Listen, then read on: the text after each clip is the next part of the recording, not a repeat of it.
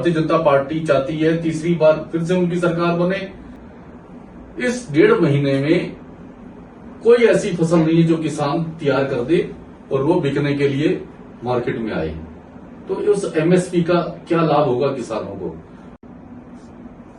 नमस्कार, आप देख रहे हैं द इम्प्रेसिव टाइम्स और मैं हूं आपके साथ अंकिता मिश्रा। हरियाणा में विधानसभा चुनाव की नजदीकी और सरकार और विपक्षी पार्टियों में खलबली ये साफ जाहिर कर रही है कि इस बार का चुनाव खास होने वाला है। कहीं घोषणाएं हैं तो कहीं आरोप लगाए जा रहे हैं। इसी में कुछ ऐसे मुद्दे निकलकर सामने आए हैं जिन पर सवाल बनते हैं, जिन पर चर्चा होनी लाजमी है। इस वक्त मेरे साथ स्टूडियो में मौजूद हैं वरिष्ठ पत्रकार और राजनीतिक विश्लेषक नवीन धमीजा जी। सर, बहुत बहुत स्वागत है आपका। धन्यवाद अंकिता। और जो सवाल हरियाणा की राजनीति में खड़े हो रहे हैं कि एक और तो घोषणाएं की जा रही हैं, दूसरी ओर विपक्षी पार्टी उन्हीं घोषणाओं को जुमला बता रही है। सबसे पहले तो लेटेस्ट खबर सामने आई है कि तीज के मौके पर सीएम नायब सिंह सैनी ने महिलाओं को बहुत सारे तोहफे दिए हैं। तो क्या लग रहा है, एक और किसानों को तोहफे दे दिए एमएसपी के फैसले को लेकर, अब महिलाओं को दिया है। महिलाओं को साधने की अब कोशिश जोरों पर है। देखिए अंकिता, 2 महीने पहले देश में लोकसभा चुनाव हुए। उस लोकसभा चुनाव के दौरान हरियाणा में 10 में से 5 सीटें भारतीय जनता पार्टी ने खोई हैं। 2019 में हरियाणा की 10 की 10 लोकसभा सीटें भारतीय जनता पार्टी के पास थी, लेकिन इस बार 10 में से 5 सीटें भारतीय जनता पार्टी के पास और 5 सीटें कांग्रेस के पास गई हैं। भारतीय जनता पार्टी को 5 सीटों का नुकसान उठाना पड़ा है और अब आने वाले विधानसभा चुनावों में भारतीय जनता पार्टी भरपाई करना चाहती है जो नुकसान हुआ है। भारतीय जनता पार्टी चाहती है तीसरी बार फिर से उनकी सरकार बने, लेकिन क्योंकि भारतीय जनता पार्टी से लोग नाराज नजर आ रहे हैं, खफा नजर आ रहे हैं, जिसकी वजह से 5 सीटें कांग्रेस को मिली। एंटी इनकम्बेंसी फैक्टर है भारतीय जनता पार्टी के साथ। लेकिन मुख्यमंत्री नायब सिंह सैनी दिन रात कोशिश में लगे हैं कि हर वर्ग को साधा जाए। उन्होंने भारतीय जनता पार्टी ने लोकसभा चुनावों के बाद बैठक कर चिंतन मंथन किया कि इन्होंने क्यों 5 सीटें खोई, 5 सीटों का नुकसान क्यों हुआ, क्योंकि ये बड़ा नुकसान है। तो एक तरफ से कहा जा सकता है कि जो गलतियां थी वो अब बीजेपी जो है वो जान चुकी है कि उन्होंने गलतियां की हैं। देखिए, भारतीय जनता पार्टी ने लोकसभा में 5 सीटें खोने के बाद भारतीय जनता पार्टी जागी। केंद्रीय गृह मंत्री अमित शाह ने खुद हरियाणा के विधानसभा चुनावों की कमान अपने हाथ में ली है। उन्होंने खुद चुनावों की बैठकें ले रहे हैं, रणनीति तय कर रहे हैं। उन्होंने अनाउंस कर दिया है कि अगला चुनाव भारतीय जनता पार्टी मुख्यमंत्री नायब सिंह सैनी के फेस में लड़ेगी, उनकी अगुवाई में लड़ा जाएगा। यानी भारतीय जनता पार्टी की सरकार बनी तो नायब सिंह सैनी मुख्यमंत्री होंगे और नायब सिंह सैनी ये मान के चल रहे हैं कि चुनावों में जवाबदेही उनकी होगी। कि लोकसभा चुनाव के बाद भारतीय जनता पार्टी ने चिंतन मंथन किया कि आखिर क्यों उन्होंने 5 सीटों का नुकसान उठाया, क्यों 5 सीटें कांग्रेस के खाते में गई और उनसे नुकसान हुआ। उसके बाद केंद्रीय गृह मंत्री अमित शाह ने हरियाणा में आने वाले विधानसभा चुनावों की कमान सीधे सीधे अपने हाथों में ले ली। उन्होंने पार्टी के सभी नेताओं की बैठकें कर उन लोगों को कहा कि तीसरी बार भारतीय जनता पार्टी की सरकार हर हालत में बनानी है और उसके लिए उन्होंने रणनीति तय करनी शुरू की। मुख्यमंत्री नायब सिंह सैनी को ये एहसास हो गया कि चुनावों में हार जीत के लिए जवाबदेही उनकी रहेगी। उन्होंने हर वर्ग के वोटरों को साधने की कोशिश की है। उनके पास समय कम मिला उन्हें, लोकसभा चुनावों से विधानसभा चुनावों के बीच मात्र 2-3 महीने का समय। इस कम समय में उन्होंने ज्यादा से ज्यादा वर्ग के साधने की कोशिश की है। इसी दौरान वो कोई मौका खोना नहीं चाहते। तीज के अवसर पर उन्होंने महिलाओं के लिए बहुत सारी घोषणाएं की। उन्होंने कहा पुलिस में भर्तियों के लिए उनका आरक्षण होगा, 15% महिलाएं भर्ती की जाएंगी पुलिस में। गरीब परिवार की बच्चियों को ग्रेजुएशन तक की पढ़ाई मुफ्त होगी। महिलाओं को लोन दिए जाएंगे, कामगार के लिए उन्हें साधन दिए जाएंगे। तो इस तरह की उन्होंने अनेक कोशिशें उन्होंने की हैं कि महिलाओं को साधा जाए, महिलाएं भारतीय जनता पार्टी के साथ जुड़े, उनको भारतीय जनता पार्टी को उनका फायदा मिले, वोट मिले उन्हें। जी, और बीते साल एक सबसे बड़ा मुद्दा किसान आंदोलन रहा और विपक्ष ने बहुत ज्यादा इसका फायदा उठाने की कोशिश की, किसानों से मिलने की कोशिश की, और अब जब एमएसपी को लेकर के मंजूरी मिल चुकी है, सरकार ने कह दिया है कि हम सभी फसलें लेंगे, तब अब क्यों इसे जुमला बताया जा रहा है? दिक्कत क्या आ रही है? आप देखिए अंकिता, एमएसपी का मुद्दा, किसानों का मुद्दा देश में एक बड़ा मुद्दा रहा है। किसानों ने 1 साल से ज्यादा समय तक आंदोलन किया, वो लोग सड़कों पर बैठे रहे, कड़कती गर्मी में वो लोग आंदोलन में बैठे, उन्होंने धरना प्रदर्शन किया, ठिठुरती ठंड में वो लोग सड़कों पर बैठे रहे, बरसात, ओले, हर तरीके की प्राकृतिक आपदा उन्होंने झेली। इस प्राकृतिक आपदा के साथ साथ उन्होंने सरकार का दंश भी झेला। सरकार ने उन आंदोलनकारियों के साथ, जहां उन्होंने पानी की बरसात उनके ऊपर की, पानी की बौछारें की, लाठी चार्ज किया, अनेक तरह की यातनाएं उनको देनी पड़ी। 700 से ज्यादा किसान मारे गए, इसमें 700 से ज्यादा किसानों की मौत हुई। उनके परिवार वालों को किसी तरह का कोई मुआवजा सरकार की तरफ से नहीं मिला और किसानों की मांगे उसके बावजूद नहीं मानी गई। आज जब हरियाणा का चुनाव नजदीक आ गया है, हरियाणा सरकार ने कहा कि हम किसानों की फसलें एमएसपी पर लेंगे। आप ये देखिए, लगभग 1.5 महीने बाद हरियाणा के चुनाव घोषित होने वाले हैं। सितंबर के मिड में हरियाणा के चुनाव घोषित हो जाएंगे। 1.5 महीने से भी कम का समय बचा है। इस 1.5 महीने में कोई ऐसी फसल नहीं है जो किसान तैयार कर दे और वो बिकने के लिए मार्केट में आए। तो उस एमएसपी का क्या लाभ होगा किसानों को? आज सरकार तब घोषित कर रही है ये मांग जब इस कार्यकाल में किसान कोई फसल तैयार ही नहीं कर सकता। अब ये देखिए, लोकसभा चुनावों में भारतीय जनता पार्टी के उम्मीदवारों को किसानों का गांवों में बेशक भयंकर उनको परेशानियों का सामना करना पड़ा। गांवों में उन्हें घुसने तक नहीं दी गया उनके उम्मीदवारों को, जिसकी वजह से उन्हें 5 सीटें खोनी पड़ी। बहुत बड़ा गलत फैसले के तौर पर आप इसे देखते हैं? नहीं, गलत फैसला नहीं, ये फैसला गलत समय पर लिया गया है। ये फैसला अगर आज से 2 साल पहले लिया जाता, जब किसान आंदोलन कर रहे थे, 1.5 साल पहले लिया जाता, तो लोकसभा चुनावों में जो भारतीय जनता पार्टी को नुकसान हुआ है, उस नुकसान से भी भारतीय जनता पार्टी बच सकती थी। लेकिन किसान गुस्से में है, वो चाहे हरियाणा का किसान हो, चाहे वो पंजाब का किसान हो, चाहे वो उत्तर प्रदेश का किसान हो, किसान भारतीय जनता पार्टी के खिलाफ है और एक मन बना चुका है कि भारतीय जनता पार्टी को उनकी मांग इसका क्या फायदा कांग्रेस को मिलेगा? क्या आने वाले वक्त में एमएसपी का जो आप ये बता रहे हैं कि देखिए, कांग्रेस को इसका फायदा तो लोकसभा चुनावों में भी मिला है। 2019 में कांग्रेस के पास लोकसभा की एक भी सीट हरियाणा से नहीं मिली थी और इस बार उनको 5 सीटें मिली हैं कांग्रेस को।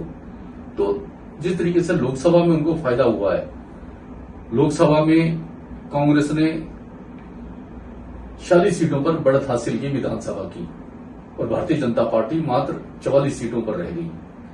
तो कांग्रेस को सीधा सीधा इसका फैसला दिखाई दे रहा है, इसका फायदा मिलता हुआ। और अभी एक पदयात्रा की काफी ज्यादा चर्चा की जा रही है। आम आदमी पार्टी पदयात्रा कर रही है, कांग्रेस पदयात्रा निकाल दे रही है। अभी राहुल गांधी ने पदयात्रा की थी, उनको तो खास कुछ फायदा नजर आया नहीं। हरियाणा मांगे हिसाब को लेकर जब बल्लभगढ़ में दीपेंद्र हुड्डा यहाँ पर आए कुछ दिनों पहले ही, क्या लग रहा है कि क्या लोगों को साधने की जो एक कोशिश है ये उनकी कामयाब हो पाएगी? पदयात्रा क्या हरियाणा में काम कर पाएगी? देखिए, राहुल गांधी की पदयात्रा कांग्रेस के लिए फायदेमंद सिद्ध हुई है। अब ये देखिए, कांग्रेस को पूरे देश में उस पदयात्रा का फायदा मिला है। हरियाणा में 5 सीटें भारतीय जनता पार्टी से उन्होंने जीती हैं। उत्तर प्रदेश को आप देखिए, उत्तर प्रदेश में उनको फायदा मिला। जहां उत्तर प्रदेश में कांग्रेस का नामो निशान खत्म हो गया था, वहीं विपक्ष को उसका फायदा मिला है। और ऐसे ही अन्य कई राज्यों में उनको इस पदयात्रा का फायदा हुआ है। आज हरियाणा में कांग्रेस पार्टी और विपक्ष इन मुद्दों को लेकर के आगे बढ़ रही है। कांग्रेस में दीपेंद्र हुड्डा हरियाणा मांगे हिसाब पदयात्रा कर रहे हैं, तो शैलजा अपनी पदयात्रा कर रही हैं। ये कांग्रेस में गुटबाजी काफी नजर आ रही है। आपने ये जो सवाल उठाया कि शैलजा अलग कर रही है यात्रा, इधर से दीपेंद्र हुड्डा अलग। देखिए, कांग्रेस पे हमेशा लोग इस बात का मुद्दा उठाते रहेंगे कि कांग्रेस में गुटबाजी है। इसमें कोई शक वाली बात नहीं, कांग्रेस की गुटबाजी हमेशा से खुलकर सामने आती रही है। लेकिन अगर हम गुटबाजी की बात करें तो भारतीय जनता पार्टी में भी गुटबाजी लोकसभा चुनावों के दौरान खुलकर सामने आई है।